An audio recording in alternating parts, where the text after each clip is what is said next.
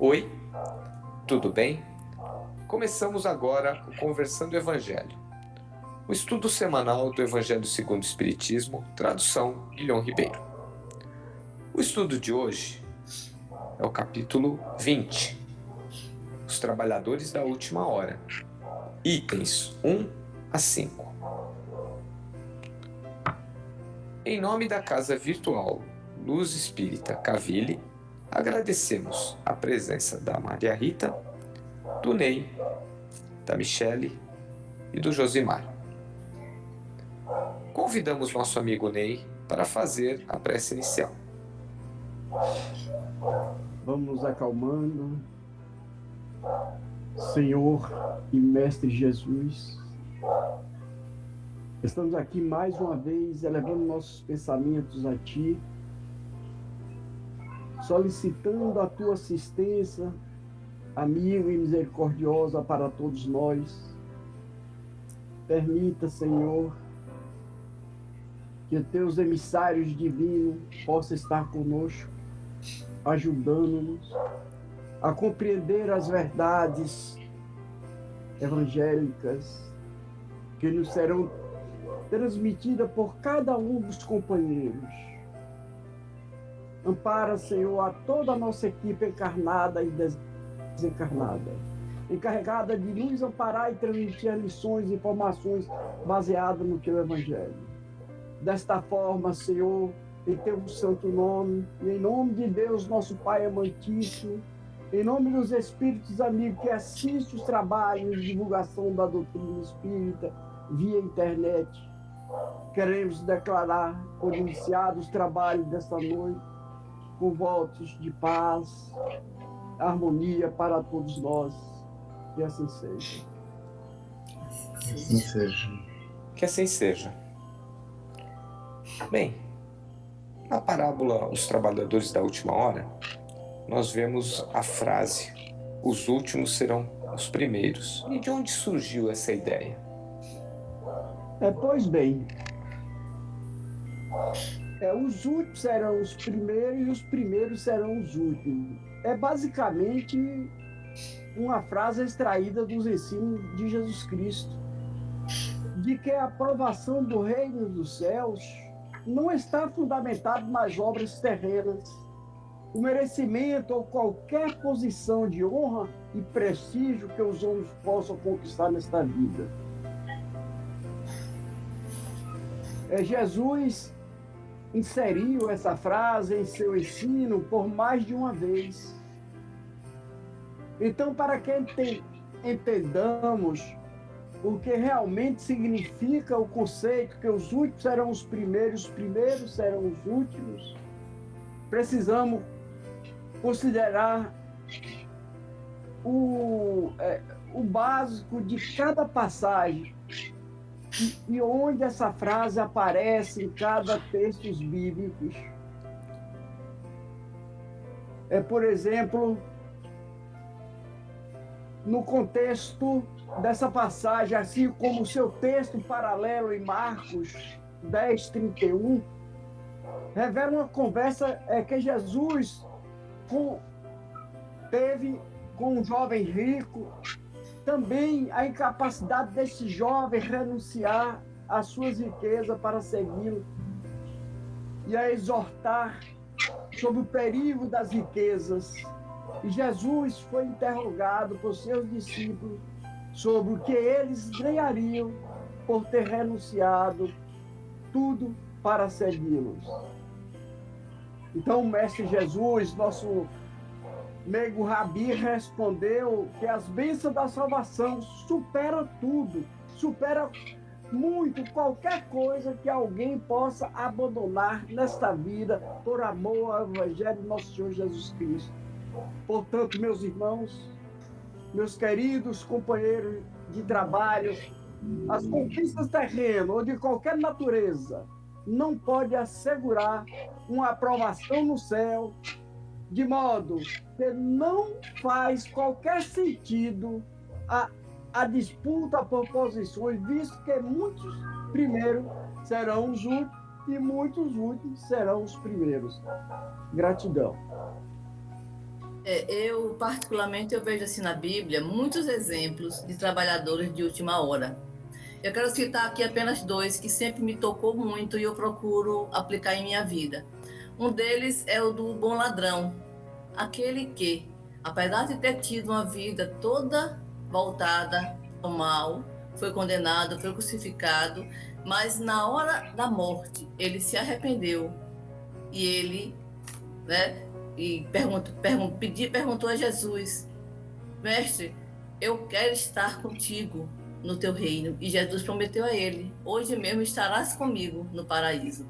Ou seja, esse trabalhador de última hora, não importa o que ele fez, porque o mais importante foi o arrependimento dele em se transformar numa nova pessoa. E na hora em que ele resolveu se transformar numa nova pessoa, ele recebeu realmente a salvação. Claro que depois vai haver outros desdobramentos, mas naquele momento ele recebeu essa salvação. Um outro exemplo que eu considero assim fortíssimo é o de Paulo. Paulo, no caminho de Damasco, ele estava indo para Jerusalém para prender os cristãos, matar, maltratar e assim, para defender o judaísmo. Quando ele recebeu Jesus, quando Jesus lhe apareceu, que Jesus perguntou: Saulo, Saulo, por que me persegues? Quem és tu, Senhor? Ele perguntou. Eu sou Jesus, a quem tu persegues. Nessa hora, Paulo se ajoelhou e simplesmente perguntou: Senhor, o que queres que eu faça? O que você percebe nesta passagem de Paulo é que Paulo não teve remorso, não teve medo, ele simplesmente resolveu, a partir dali, mudar o seu comportamento. E simplesmente perguntou: Senhor, o que queres que eu faça? Então, quando às vezes eu me vejo diante de uma situação em que eu sinto aquele remorso, aquela ação que eu disse: não, Senhor, o que queres que eu faça a partir de agora? Não importa, eu errei, mas o que queres que eu faça a partir de agora?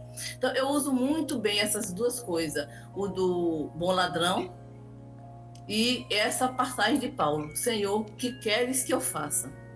Aí sim, eu considero que são trabalhadores de última hora e que de última hora eles resolveram, né, dar uma guinada na sua vida e transformar a sua vida. E assim, com essa ideia, né, nos dias de hoje, qual seria a missão dos espíritas nesse contexto? A nossa missão é trabalhar. Eu acho que a nossa missão é trabalhar, trabalhar e trabalhar no bem. Trabalhar na prática da caridade. Sempre somos convidados ao trabalho. Jesus sempre trouxe essa mensagem e muitas vezes nós espíritas falamos: eu quero ser caridoso, eu quero trabalhar, mas não tenho oportunidade de trabalhar. Eu sempre imagino assim, uma pessoa que está procurando emprego e não sai de casa. Ela deixa os currículos lá e fala assim: Senhor, arruma um emprego para mim. Só que se ela não sair de casa, o emprego não vai aparecer. Ela tem que sair, entregar currículo, fazer a exposição da figura dela, né? E a mesma coisa é o trabalho cristão, é o trabalho na seara do bem. Quando a gente começa a procurar, o trabalho aparece. Seja na casa espírita, seja onde quer que seja numa organização perto da nossa casa, seja numa igreja que esteja precisando de voluntário. Então, esse é o nosso papel em relação a ser os trabalhadores da última hora, né? Porque a nossa meta é a evolução espiritual. E se a gente posterga isso, a nossa hora vai ficar mais para frente ainda. Então, algumas atitudes que a gente pode ter, né, como trabalhador espírita, trabalhador de última hora, é constância. A gente assumir o compromisso com as tarefas e não é ir uma vez por mês distribuir cesta básica, não é uma vez por mês ser caridoso com o nosso irmão dentro de casa, é manter a constância nisso. O desinteresse, a gente não pode trabalhar achando que vai receber salário ou que vai trocar uma indulgência. Olha, eu vou distribuir 10 cestas básicas e aí eu vou ganhar 20 bônus hora, porque não é assim que funciona. Boa vontade, né? A nossa missão é ter boa vontade. Às vezes a gente vai se deparar com pessoas ingratas e com pessoas que não estão envolvidas estão ali só porque realmente querem um benefício, mas a gente tem que estar ali, independente do outro, fazer a nossa parte, e o esforço, né? Todo trabalho ele requer esforço. Às vezes a gente está cansado, volta de novo lá na constância. A gente está cansado, está enjoado, está aborrecido, mas é importante, porque tem alguém contando com a gente, alguém esperando que a gente esteja lá. Então, acredito que essa seja a nossa missão, não só como espírita, mas como cristão, como pessoas que querem evoluir e progredir, né? Completando a pergunta da companheira, Jesus, ele empregava a miúde a sua linguagem de alegorias, palavras, porque falava de conformidade com os tempos ou lugares, certo? Ele se fez entender pela sua verdade, se tornou inteligível em todo o mundo. Até nos dias de hoje, é muito necessário que as leis sejam explicadas, desenvolvidas. Tão poucos são os que compreendem e ainda menos os que praticam. A nossa missão é consciência em abrir os nossos olhos, os nossos ouvidos, para as oportunidades de trabalhos, entendeu? A gente tem que abrir o nosso eu, tirar todo esse orgulho nosso, toda essa máscara, toda a hipocrisia da gente e colocar a verdadeira caridade, porque é uma das leis divinas, para que possamos colocar essa virtude realmente em prática, certo? Porque com todos os ensinos dos Espíritos que tem nos trazido esclarecimentos sem equívocos, certo?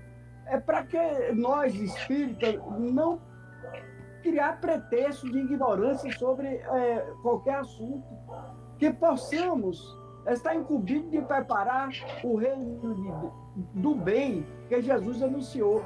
Daí, meus irmãos, a necessidade de todos nós interpretarmos a lei de Deus sem sabor de paixões, e não falsear os seus sentidos, certo? Do amor e da caridade. Por que isso? Porque muitas vezes, como já foi dita pela nossa companheira,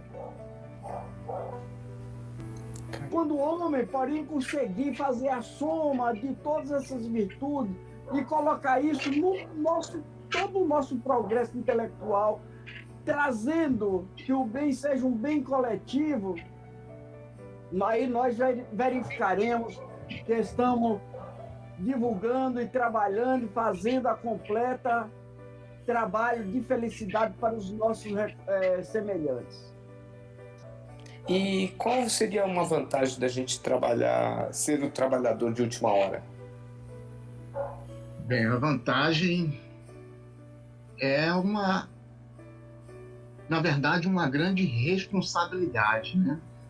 Afinal de contas, o trabalhador de última hora, né, qualquer um que é convocado para esse trabalho de última hora, né?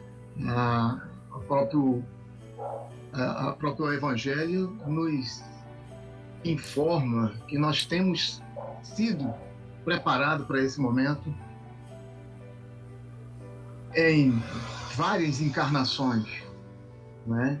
Por isso, esse momento é tão importante. Por isso, o trabalhador de última hora não pode ser realmente qualquer um. Existe uma preparação que já foi feita e não é por acaso que nós estamos aqui, né? Cabe a nós assumirmos esse papel e essa responsabilidade e realmente corresponder ao que é esperado de nós, né? Desde os primeiros profetas, o mundo tem se preparado para o momento em que nós estamos passando hoje, né? Jesus anunciou que chegaria esse momento e que haveria, né, todo o suporte necessário para que esse momento fosse superado, né? Fosse que nós sairemos vitoriosos desse embate. Então,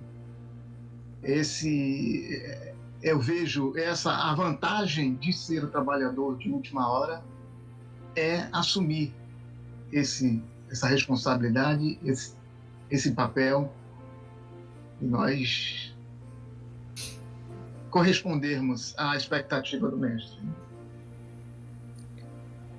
Bem, obrigado a todos pela colaboração do nosso estudo da noite e pedimos para a nossa amiga Rita fazer a prece de encerramento. Pai Celestial, Mãe Divina, nós te agradecemos pela realização deste estudo desta noite e que nós possamos, Senhor, pôr em prática tudo aquilo que nós aprendemos, que os Espíritos que nos protegem e que nos iluminam nos dê a todo momento palavras e direção para que possamos seguir nesse caminho de crescimento espiritual, hoje e sempre. Assim seja. Que assim seja. Aproveitamos e desejamos a todos um Feliz Natal. E que nesta data a luz do Cristo esteja presente em todos os lares. Até o próximo estudo. Fiquem com Deus.